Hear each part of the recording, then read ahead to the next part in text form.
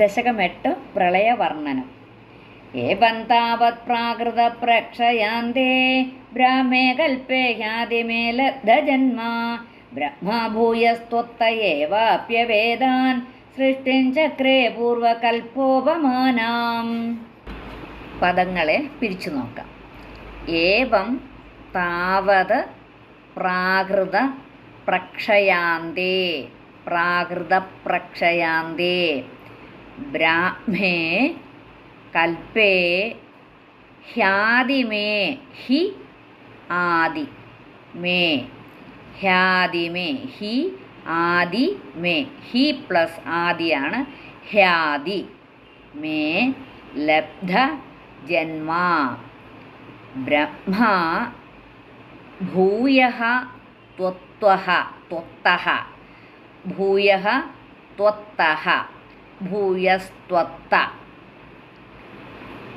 ഏവാപ്യ, ഏവ ആപ്യ, ഏവ പ്ലസ് ആപ്യ വേദാൻ സൃഷ്ടിം ചക്രേ പൂർവ കൽപ്പ ഉപമാനാം, സൃഷ്ടിം ചക്രേ പൂർവകൽപ്പോപമാനാം, പൂർവകൽപ്പ ഉപമാനാം.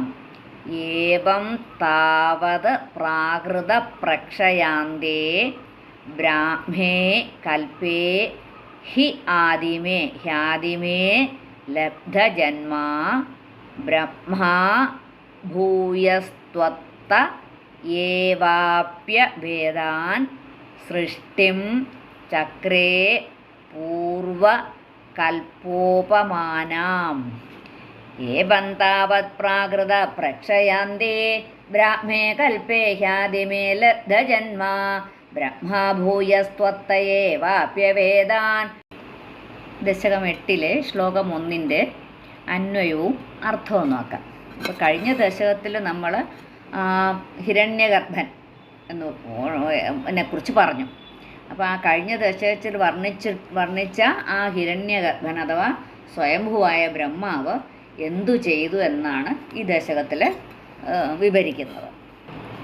പ്രാകൃത പ്രക്ഷയാന്തേ ആദിമേ ബ്രാഹ്മേ കൽപ്പേ, മഹാപ്രളയാവസാനത്തിൽ ആദ്യത്തേതായ ബ്രാഹ്മകൽപ്പത്തിൽ ഏവം താവത് ലബ്ധജന്മാ ബ്രഹ്മ, ഇപ്രകാരം ജന്മം ലഭിച്ച ബ്രഹ്മാവ്, ഏവം താവത് ലബ്ധജന്മ ഇപ്രകാരം ജന്മം ലഭിച്ച ബ്രഹ്മാവ് ഭൂയഃ ത്വത്തഃ ഏവ വേദാൻ ആപ്യ, ഭൂയഃ ത്വത്തഃ വീണ്ടും നിന്തിരുവടിയിൽ നിന്ന് തന്നെ ആ വേദങ്ങളെ ലഭിച്ചിട്ട്, ഭൂയഃ ത്വത്തഃ, ത്വത്തഃ എന്ന് പറഞ്ഞാൽ നിന്തിരുവടിയിൽ നിന്ന് തന്നെ, ത്വത്തഃ ഏവ നിന്തിരുവടിയിൽ നിന്ന് തന്നെ വേദാൻ വേദങ്ങളെ ആപ്യ ലഭിച്ചിട്ട് പൂർവകൽപ്പോപമാനാം സൃഷ്ടിം ചക്രേ മുൻകൽപ്പത്തിലേതുപോലെ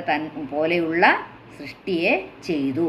അപ്പം മഹാപ്രളയാവസാനത്തിൽ ആദ്യത്തേതായ ബ്രാഹ്മകൽപ്പത്തിൽ ഇപ്രകാരം ജന്മം ലഭിച്ച ബ്രഹ്മാവ് വീണ്ടും നിന്തിരുവടിയിൽ നിന്നു തന്നെ വേദങ്ങളെ ലഭിച്ചിട്ട് മുൻകൽപ്പത്തിലേതുപോലെയുള്ള സൃഷ്ടിയെ ചെയ്തു.